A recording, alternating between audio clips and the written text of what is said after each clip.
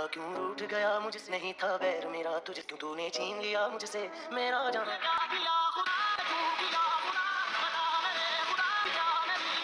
ان کفریات سے بھرپور اشعار میں آپ دیکھیے اللہ کی کیسی توہین کی جا رہی ہے۔ یاد رکھیے اللہ پر اعتراض کرنا، اس سے یہ کہنا تو نے فلاں کام کیوں کیا، فلاں کیوں نہیں کیا، یہ صریح کفر ہے۔ بندہ اگر اس طرح کہے وہ اسلام سے خارج ہو جاتا ہے، مرتد ہو جاتا ہے۔ لیکن اس میں یہ کہا جا رہا ہے اللہ تو مجھ سے کیوں ناراض ہوا، میری تجھ سے کوئی دشمنی نہیں ہے، تو نے مجھ سے میرا جہاں کیوں چھین لیا، اے اللہ یہ کیوں کیا، فلاں کیوں کیا، اے اللہ مجھے بتا یہ کیوں کیا۔ کفریات سے بھرپور اشعار ہیں، مگر پھر سے افسوس اس بات پہ کرتا ہوں کہ اس کو بھی لوگوں نے وائرل کیا۔ مجھے حیرت ہوتی ہے ان لوگوں پہ جو خود کو مسلمان کہتے ہیں اور پھر کفریات پر مبنی اشعار، اللہ کے بارے میں توہین پر مبنی اشعار کو شیئر کرتے ہیں۔ آپ خود بتائیے کوئی شاعر شاعرانہ انداز میں آپ کے والدین کو گالیاں بکے، آپ کے رشتہ داروں کو گالیاں بکے، کیا آپ اس کو بھی وائرل کریں گے، کیا آپ اس کو بھی شیئر کریں گے؟ نہیں، وہاں پر تو آپ جاگ جائیں گے۔ لیکن جب اللہ کی بات آتی ہے، اللہ کی شان میں گستاخیاں ہو رہی ہوتی ہیں، حضور اکرم صلی اللہ علیہ وسلم کے بارے میں اشعار کی صورت میں اگر گستاخیاں کی جا رہی ہیں اور ہمارا جذبہ ایمان کہاں چلا جاتا ہے؟ لہٰذا یہ تو کفریات سے بھرپور اشعار ہے۔ اب آپ کہہ رہے ہیں یہ تو کفار ہے، یہ تو ایسا بولتے ہیں۔ مسئلہ یہاں پر خراب ہوتا ہے جب کوئی مسلمان خود کو کہنے والا ان کو گاتا ہے، ان کو اسٹیٹس پہ رکھتا ہے، وہ کیسے رکھ سکتا ہے؟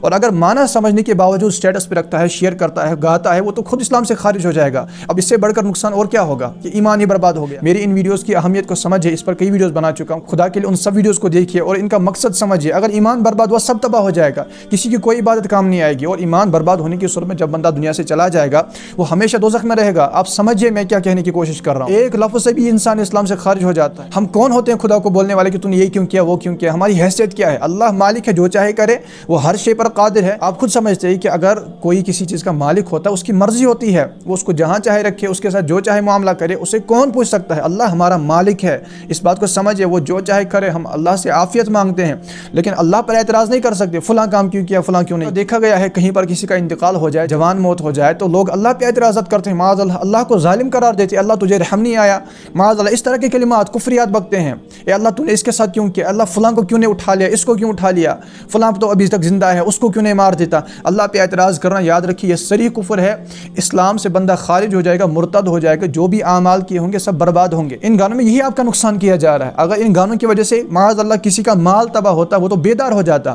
میں آپ کو بتا رہا ہوں کہ ان گانوں کی وجہ سے آپ کا ایمان تباہ کیا جا رہا ہے، جو مال سے بھی قیمتی ہے، بلکہ پوری دنیا ایمان کا مقابلہ نہیں کر سکتی، اس قدر ایمان قیمتی ہے۔ لیکن جب اسی کو برباد کیا جا رہا ہو تو پھر بندہ کیسے چپ بیٹھ سکتا ہے؟ میں آپ سے گزارش کرتا ہوں ان ویڈیوز کو، اور میری اس پر کئی ویڈیوز ہیں، ان کو دیکھیے، ان کو زیادہ سے زیادہ شیئر کیجیے، ایمان کو بچانے کے کام میں ہمارا ساتھ دیجیے۔ یاد رکھیے یہ کوئی فرقہ واریت نہیں ہے، یہ کوئی ایسے ذاتی مسائل نہیں ہے، یہ ایمان کی ڈائریکٹ بات ہو رہی ہے۔ اللہ پر اگر اعتراض ہو رہا ہے، میں آپ سے وہ بات کر رہا ہوں، اللہ کی توہین ہو رہی ہے وہ بات کر رہا ہوں۔ خدا کے لیے ان ویڈیوز کی اہمیت کو سمجھیے، ان کو زیادہ سے زیادہ شیئر کیجیے۔ حدیث میں یوں مضمون ملتا ہے کہ جو میری امت تک کوئی اسلامی بات پہنچائے تاکہ اس سے سنت قائم کی جائے یا اس سے بد مذہبی دور ہو تو وہ جنتی ہے۔ تو اس ویڈیو کو ضرور شیئر کیجیے، بہت اہم معلومات اس میں شیئر کی جاتی ہیں۔ اللہ آپ کا ایمان سلامت رکھے، ہمارا ایمان سلامت رکھے۔ السلام علیکم ورحمۃ اللہ وبرکاتہ۔